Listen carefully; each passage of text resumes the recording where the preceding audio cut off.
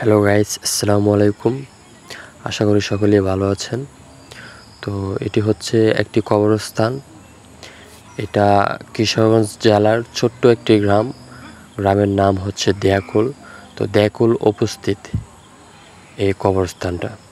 তো কিশোরগঞ্জ জেলার ভিতরে সবথেকে বড় কবরস্থান হচ্ছে এই দেয়াকুল কবরস্থান। তো আপনারা দেখতে থাকুন কবরস্থানটা কতটুকু বড়, আপনারা নিজে দেখেন। পুরো কবরস্থান ভিডিও করেছি যেন আপনারা খুব ভালোভাবে দেখতে পারেন।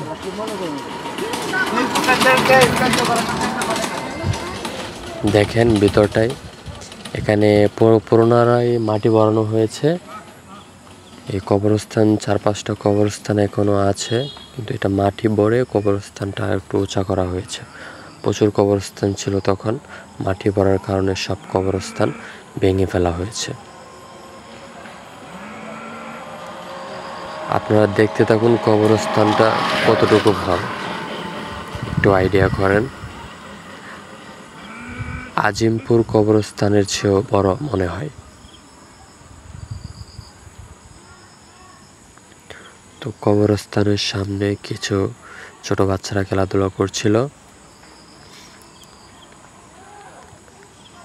তো দেখেন ভিতরটা কিরকম ভাবে ডিজাইন করা হয়েছে, চারিদিকটা ঘিল দিয়ে ডিজাইন করা হয়েছে।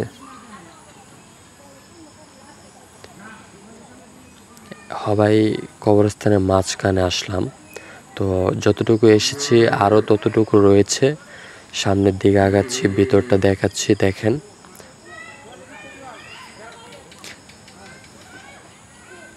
আমি সামনে দিয়ে মনে হয় খোলা। তো আমি ভিতরে প্রবেশ করব, কবরস্থানের ভিতরে প্রবেশ করব। তো কবরস্থানটা পুরোটা আমি দেখাবো।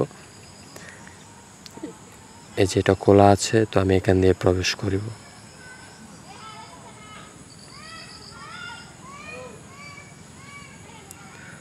তো দেখতে পাচ্ছেন কবরস্থানটা কত বড়। এখান থেকে ওই মাথা কত দূরে দেখতেই তো পাচ্ছেন।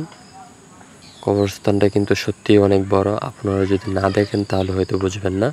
এই যে পুরো কবরস্থানটা আমি দেখাচ্ছি। কিছু কবর রয়েছে আর সবগুলা ভেঙে ফেলানো হয়েছে, কারণ এখানে মাটি ভরে তারপর মাঝখান দিয়ে পাকা করা হয়েছে। আবার আমি জুম করে দেখাচ্ছি, দেখেন ওই যে কবরস্থানগুলা। মৃত্যুর পর আমাদের গন্তব্যস্থল